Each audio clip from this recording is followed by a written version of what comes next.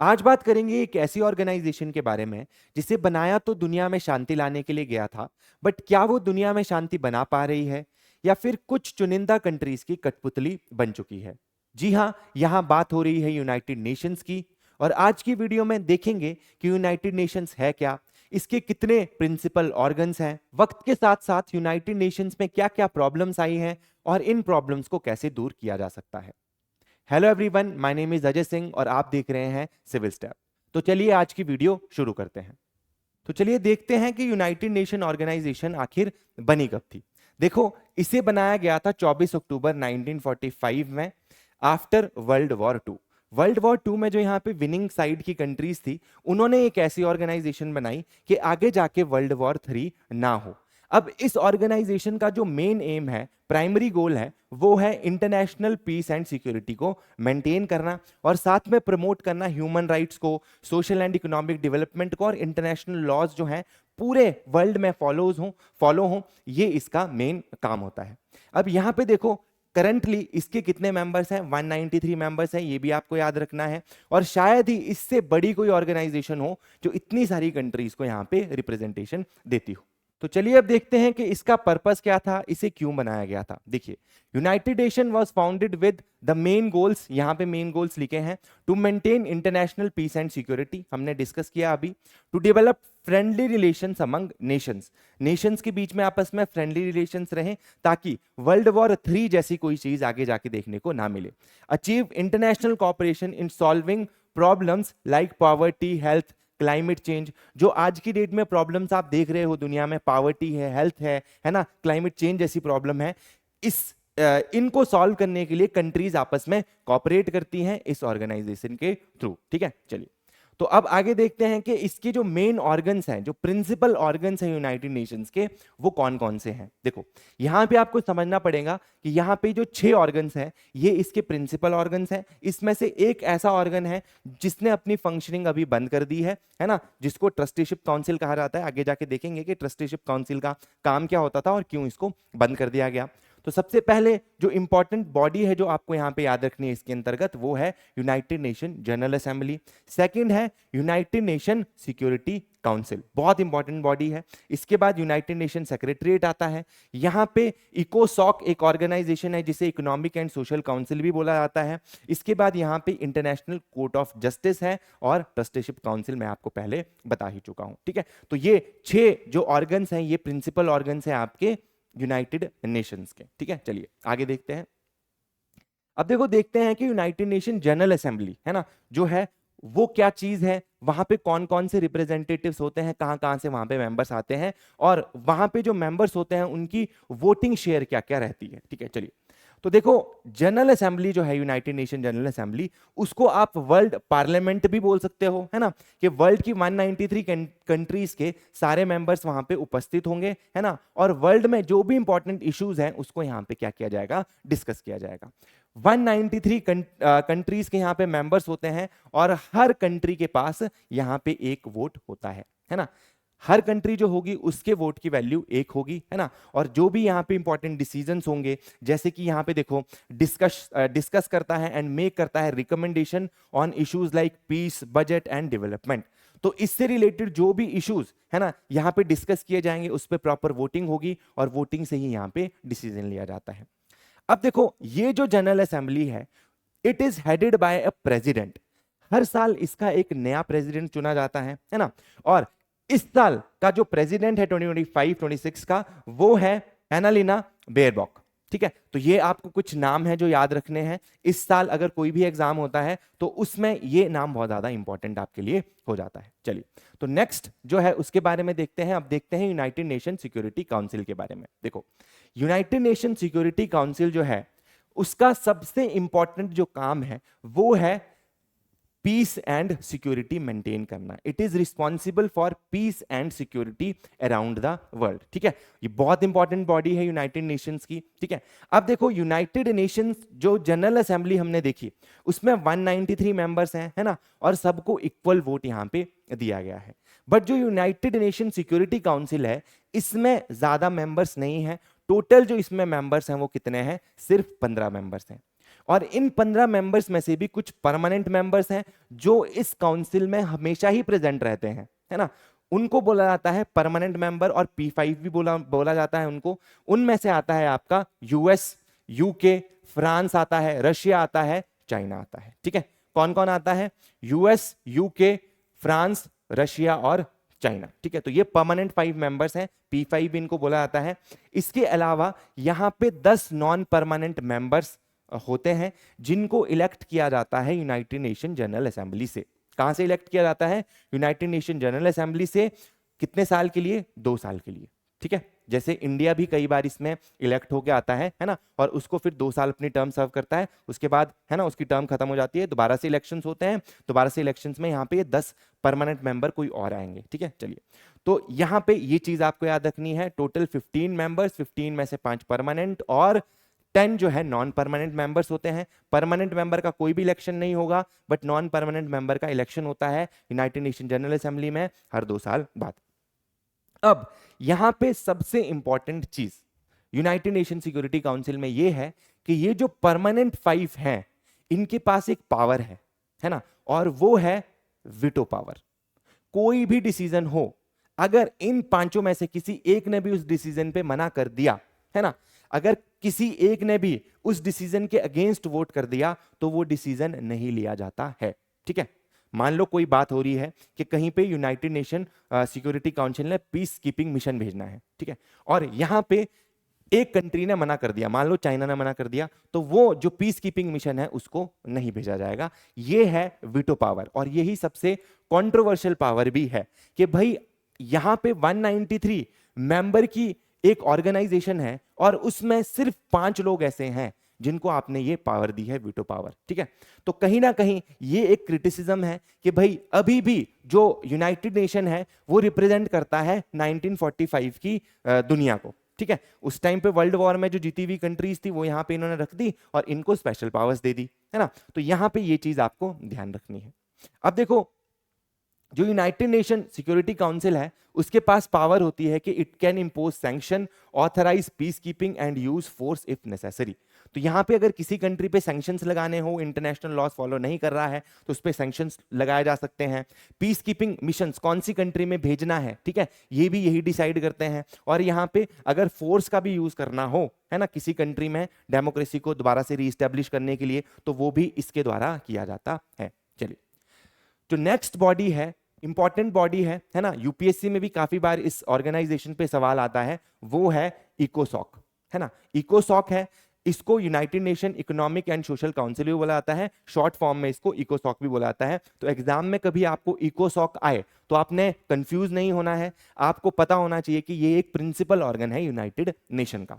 अब देखो यहां पे क्या है इस ऑर्गेनाइजेशन का काम, promotes economic growth, social progress and sustainable development. ठीक है, अब देखो इस ऑर्गेनाइजेशन के आपके 54 मेंबर्स हैं, है ना, 54 मेंबर्स हैं और उनको भी इलेक्ट किया जाता है कहां से? जनरल असेंबली से। ठीक है, और टर्म कितना होता है यहाँ पे?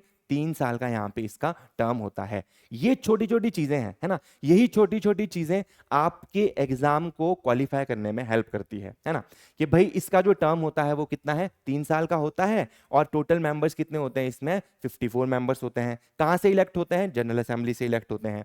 अब देखो ये जो एजेंसी है ना, सबसे इंपॉर्टेंट एजेंसी में से एक आती है यूनाइटेड नेशन की, है ना, जो इंपॉर्टेंट जो ऑर्गन्स है यूनाइटेड नेशंस के उसमें से one of the most important organ है।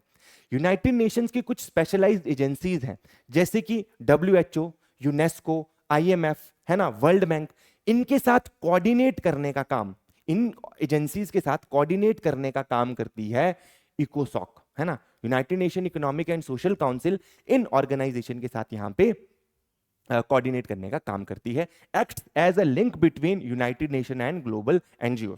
जितने भी एनजीओ होते हैं यूनाइटेड नेशन और एनजीओ के बीच में लिंक एक बनाने का काम भी ये ऑर्गेनाइजेशन आपकी करती है। तो ये चीज आपको यहाँ पे इससे रिलेटेड याद रखनी है। अगली इंपॉर्टेंट बॉडी जो है वो है इंटरनेशनल कोर्ट ऑफ जस्टिस।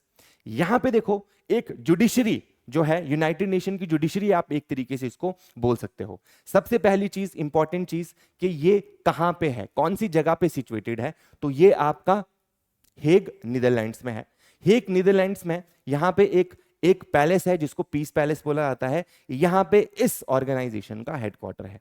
ठीक है, the ICJ is the successor of permanent court of international justice. ठीक है, तो जो permanent court of international justice था, जिसको वर्ल्ड वॉर वन के बाद बनाया गया था 1920 में, है ना, लीग ऑफ नेशंस जो एक ऑर्गेनाइजेशन थी। देखो यहां पे क्या हुआ था, एक चीज और ध्यान रखो कि जैसे यूनाइटेड नेशंस आपका वर्ल्ड वॉर टू के बाद बनी है, वैसे ही सिमिलर ऑर्गेनाइजेशन एक वर्ल्ड वॉर वन के बाद भी बनी थी, league of Nations. League of Nations की जो जुडिशरी थी एक तरीके से, है ना, इस ऑर्गेनाइजेशन की जो जुडिशरी थी उसका नाम था permanent court of international justice. ठीक है, अब उसके बाद देखो इस ऑर्गेनाइजेशन को बनाने का एक काम था लीग ऑफ नेशंस को कि भाई वर्ल्ड वॉर टू जैसा इवेंट कोई ना हो, बट वर्ल्ड वॉर आपको पता है कि हुआ था।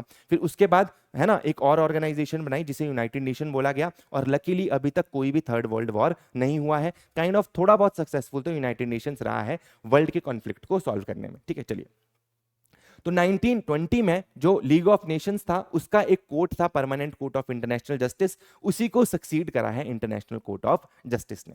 कब बनाया गया था? जून 1945। ठीक है, by the charter of United Nations and begin work in April 1946। बनाया 1945 में गया था, काम इसने अपना स्टार्ट 1946 में करा। अब देखो इसका मेन काम क्या है, ये जो कंट्रीज हैं 193 कंट्रीज, अगर इनके बीच में आपस में कोई डिस्प्यूट हो तो उसको सेटल करने का काम करता है ये international court of justice. Important क्या है? इंपॉर्टेंट ये है कि इसमें जो टोटल नंबर ऑफ जजेस होते हैं वो है 15 जजेस। ठीक है, 15 जजेस इसमें हैं और they are elected for 9 year terms. बहुत बार ये क्वेश्चन यहां से आपको पूछा जाता है एग्जाम में कि भाई जो इंटरनेशनल कोर्ट ऑफ जस्टिस है उसके कितने जजेस हैं और उनको कितने सालों के लिए वहां पे इलेक्ट किया जाता है। ठीक है, तो कितने जजेस हैं आपके यहाँ पे? 15 जजेस हैं और 9 साल के लिए उनको इलेक्ट किया जाता है by United Nation General Assembly and United Nation Security Council, है ना, दोनों ही बॉडीज इसमें पार्टिसिपेट करती है इलेक्शन में और यहाँ पे इन जजेस को इलेक्ट करती है। क्या इंडिया का कोई जज यहां पे है? यस, इन 15 जजेस में से एक आपके इंडिया के जज भी हैं और उनका नाम है दलबीर भंडारी। ये भी आपको याद रखना है ना, जस्टिस दलबीर भंडारी जो हैं वो यहां पे ये जो इंटरनेशनल कोर्ट ऑफ जस्टिस हैं उसके 15 जजेस में से एक जज है। अगली जो बॉडी है वो है यूनाइटेड नेशन सेक्रेटरीट। देखो जैसे आपने इंडिया में भी सुना होगा गवर्नमेंट है ना, गवर्नमेंट ऑफिसेज होते हैं, तो वहां पे जैसे हिमाचल प्रदेश है तो हिमाचल प्रदेश में हिमाचल प्रदेश सेक्रेटरीट है, पंजाब में पंजाब सेक्रेटरीट होगा, है ना। अब जैसे ही आप सेंट्रल गवर्नमेंट का देखोगे तो यहाँ पे सेंट्रल सेक्रेटरीट है। इसी तरीके से यूनाइटेड नेशंस का भी एक सेक्रेटरीट है जो कि इसकी एग्जीक्यूटिव आर्म होता है। जो भी decisions United Nation Security Council, है ना, यूनाइटेड नेशन जनरल असेंबली के द्वारा लिए जाते हैं उसको एग्जीक्यूट करने का काम किसका होता है? सेक्रेटरीट का काम होता है। ठीक है, अब ये जो सेक्रेटरीट है इसका एक सेक्रेटरी जनरल होता है, इसको हेड कौन करता है? एक सेक्रेटरी जनरल करता है और इसके करंट जो हेड है वो है एंटोनियो गुटेरेस। ठीक है, तो ये चीज आपको याद रखनी है। अब देखो और क्या काम है? Handles day to day work, implementing programmes, reports and global diplomacy. ठीक है, तो ये सारी चीजें आपको यहां पे ध्यान रखनी है यूनाइटेड नेशन सेक्रेटरीट से रिलेटेड।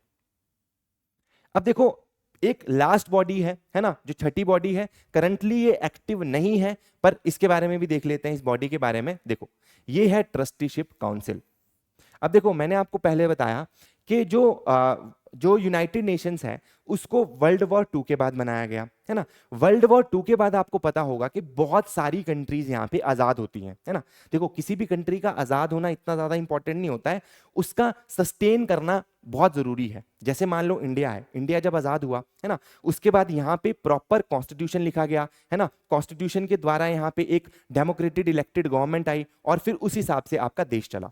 अब यहां पे चांसेस होते हैं कि जब एक देश आजाद हो और जब वो देश चल रहा है आगे की तरफ, है ना, तो उसमें कुछ प्रॉब्लम्स आए, है ना। तो उस प्रॉब्लम्स को ही सॉल्व करने के लिए ये आपकी ट्रस्टीशिप काउंसिल बनाई गई थी। यहाँ पे जो भी कंट्रीज आजाद हो रही थी, है ना, कॉलोनियलिज्म जो था उससे जो भी कंट्रीज आजाद हो रही थी, यहाँ पे कोशिश की गई कि वो कंट्री स्टेबल रहे, है ना। तो इसीलिए इस ट्रस्टीशिप काउंसिल को बनाया गया था to create to oversee territories transitioning to independence, ठीक है, जो अभी इंडिपेंडेंस की तरफ बढ़ रही है यहाँ पे, ताकि अच्छे से डेमोक्रेसी को लाया जा सके, इसीलिए इस ट्रस्टीशिप काउंसिल को बनाया गया।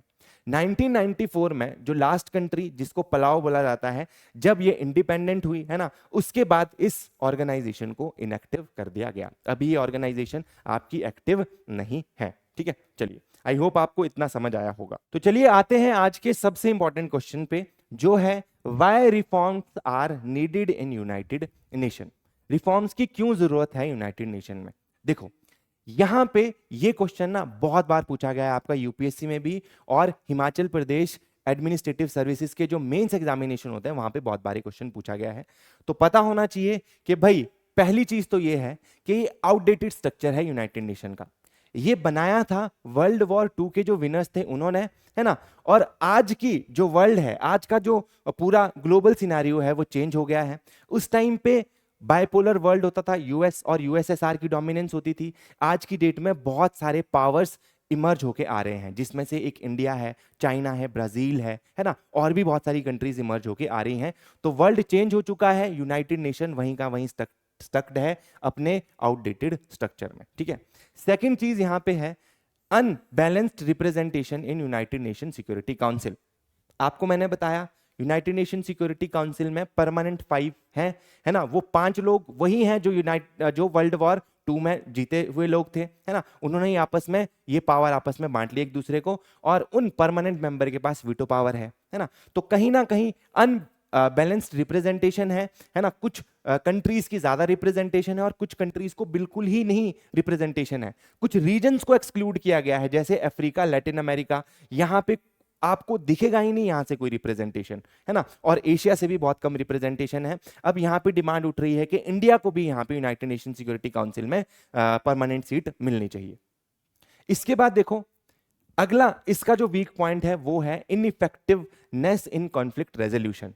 आज की डेट में देखो कितने ज्यादा कॉन्फ्लिक्ट है वर्ल्ड में। इजराइल हमास वॉर चला हुआ है, इजराइल ईरान की अपनी प्रॉब्लम्स है, सीरियन क्राइसिस हुई, रशिया यूक्रेन वॉर हुआ, किसी भी प्रॉब्लम को सॉल्व नहीं कर पाया यूनाइटेड नेशन। तो यहां पे ये भी एक इंपॉर्टेंट यहां पे इसकी जो है डिसएडवांटेज में आता है। अगला देखो, विटो पावर मिसयूज। अब देखो यहां पे जो परमानेंट 5 है ना, ये बड़ी चालाक है कंट्रीज।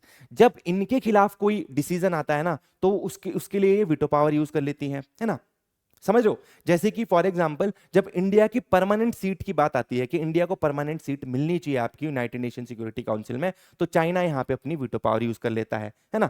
बाकी कंट्रीज में भी रेडी हो, बाकी 4 कंट्रीज, बट एक कंट्री ने मना कर दिया, तो यहां पे हमारे को परमानेंट सीट नहीं मिल पा रही है उस वजह से, ठीक है। तो यहां पे मिसयूज करती हैं बहुत ज्यादा ये जो परमानेंट 5 कंट्रीज हैं। अगर इनको सही लगता है, इनके हिसाब से चीज हो रही है, तो ये वीटो पावर यूज नहीं करेंगे, अदरवाइज ये वहां पे वीटो पावर यूज कर लेते हैं।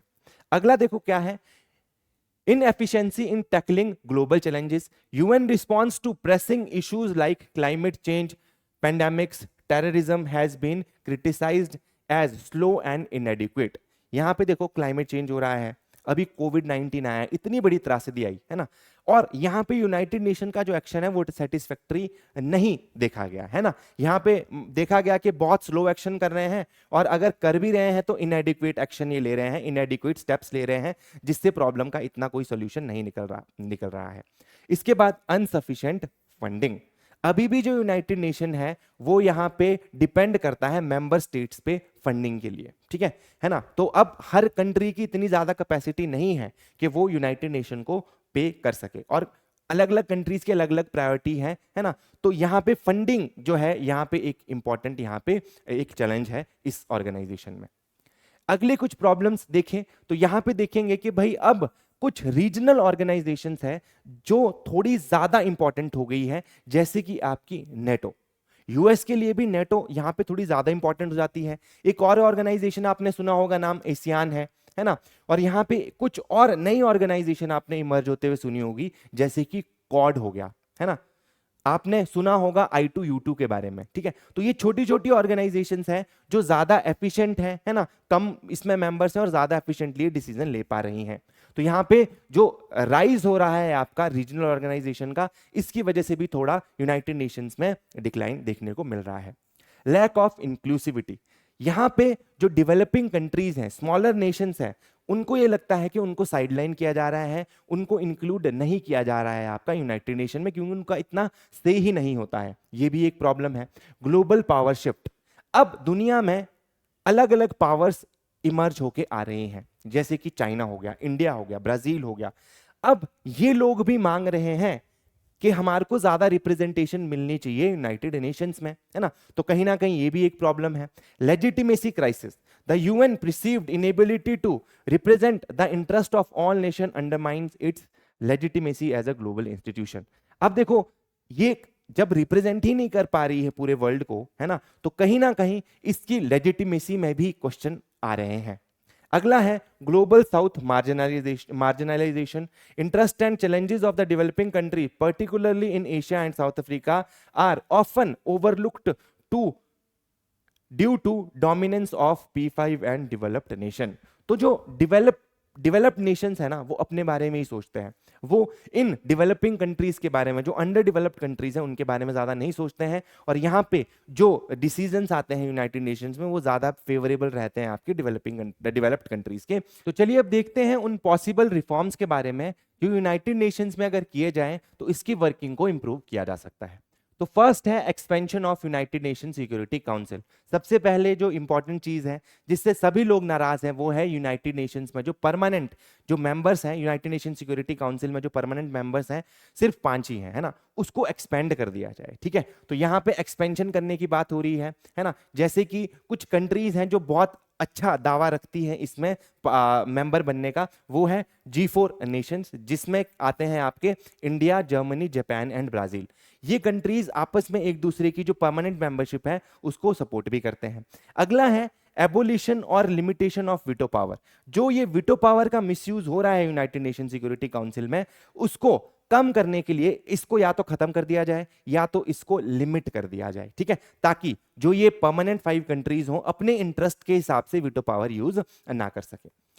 थर्ड जो यहां पे चीज है वो है strengthening the United Nation General assembly. यहां पे आपने देखा होगा अभी पूरे डिस्कशन में कि जनरल असेंबली, जो यूनाइटेड नेशन जनरल असेंबली है जिसमें 193 कंट्रीज हैं, उस असेंबली की पावर आपको थोड़ी कम दिख रही होगी यूनाइटेड नेशन सिक्योरिटी काउंसिल के कंपैरिजन में। तो कहीं ना कहीं हमारे को जनरल असेंबली की पावर को भी बढ़ाना पड़ेगा ताकि हम बैलेंस कर सके सिक्योरिटी काउंसिल के साथ। ठीक है, चलो आगे देखो, enhance representation of developing countries. अब यहां पे हमारे को इन कंट्रीज की, जो डेवलपिंग कंट्रीज हैं, इनकी रिप्रेजेंटेशन को बढ़ाना होगा। जैसे अफ्रीका, लैटिन अमेरिका, एशिया की कंट्रीज जो हैं, उनकी रिप्रेजेंटेशन यहां पे थोड़ी बढ़ानी पड़ेगी ताकि इनका भी डिसीजन मेकिंग में एक इंपॉर्टेंट रोल हो सके। आगे देखो, इंप्रूवमेंट इन फंडिंग मैकेनिज्म। यहां पे पैसों की बहुत ज्यादा कमी देखने को मिलती है। इसमें कुछ ऐसे सस्टेनेबल मॉडल्स अपनाए जा सकते हैं, है ना। इसको मतलब बेसिकली यहाँ पे मॉडल्स चेंज करने की जरूरत है। यहाँ पे वॉलेंट्री कंट्रीब्यूशन पे रिलायंस हमारे को कम करना होगा और कुछ ऐसे मॉडल्स अपनाने होंगे जिससे सस्टेनेबल फंडिंग यहाँ पे यूनाइटेड नेशन के पास आती रहे। अगला देखो, focused agenda on emerging issues. यहाँ पे जो नॉन ट्रेडिशनल सिक्योरिटी थ्रेट्स हैं, जैसे कि आपका क्लाइमेट चेंज हो गया, टेररिज्म हो गया, पेंडेमिक्स हो गया, है ना, साइबर थ्रेट्स हो गया, इन पे भी अब फोकस करने की जरूरत है यूनाइटेड नेशन को। नेक्स्ट जो है वो है स्ट्रेंथनिंग अकाउंटेबिलिटी मैकेनिज्म्स। यहां पे देखो, जो कुछ कंट्रीज है ना, जो इन्फ्लुएंशियल कंट्रीज हैं, वो खुद ही क्या करती हैं, आपका जो इंटरनेशनल लॉज होते हैं उसका डिसरिस्पेक्ट करती है। फॉर एग्जांपल अगर आप चाइना की बात करो तो जो साउथ चाइना सी है, वहां पे चाइना ने आर्टिफिशियल आइलैंड्स बनाने स्टार्ट कर दिए हैं। दूसरे कंट्रीज के एक्सक्लूसिव इकोनॉमिक जोन में वो एंटर कर रहा है ना। और यहाँ पे यूनाइटेड नेशंस का ऑलरेडी यहाँ पे एक कानून है कि आप इस तरीके की एक्टिविटीज नहीं कर सकते। जब आपके यहाँ पे परमानेंट मेंबर्स ही कानून नहीं मान रहे हैं तो बाकी कंट्रीज से आप क्या एक्सपेक्ट कर रहे हो। ठीक है, तो यहाँ पे अकाउंटेबिलिटी मैकेनिज्म्स को इंप्रूव करने की जरूरत है ताकि जो इंटरनेशनल लॉज को वायलेट करें उनको पनिश किया जा सके। ठीक है, चलिए इसके बाद increase role of regional organisation. यहाँ पे रीजनल जो ऑर्गेनाइजेशन है उनको दुश्मन की तरह नहीं, दोस्त की तरह देखना पड़ेगा कि भाई जो छोटे मोटे जो यहाँ पे जो डिस्प्यूट्स हैं उनको इन छोटी ऑर्गेनाइजेशन के थ्रू ही सॉल्व किया जा सकता है। जैसे मान लो अगर यहाँ पे इंडो पैसिफिक में कुछ चीजें हो रही हैं तो वहां पे एक एशियान ऑर्गेनाइजेशन है जिसकी हेल्प ली जा सकती है कॉन्फ्लिक्ट रेजोल्यूशन के लिए। अफ्रीका में कुछ हो रहा है तो अफ्रीकन यूनियन की हेल्प ली जा सकती है, ठीक है। तो इस तरीके से इन ऑर्गेनाइजेशन के रोल को हमारे को समझना पड़ेगा। चलो अब देखो greater inclusivity of non state actors. यहां पे जो नॉन स्टेट एक्टर्स हैं जैसे कि सिविल सोसाइटीज हो गई, एकेडमिया हो गया, प्राइवेट सेक्टर हो गया, उनका भी यहां पे इंक्लूजन होना चाहिए यूनाइटेड नेशन की डिसीजन मेकिंग प्रोसेस में, ताकि जो ग्लोबल प्रॉब्लम्स है उसको सॉल्व किया जा सके, ठीक है। तो आज के लिए इतना ही। आई होप आपको आज का लेक्चर अच्छा लगा होगा। अगर आपको कोई भी प्रॉब्लम है तो आप कमेंट सेक्शन में बता सकते हैं।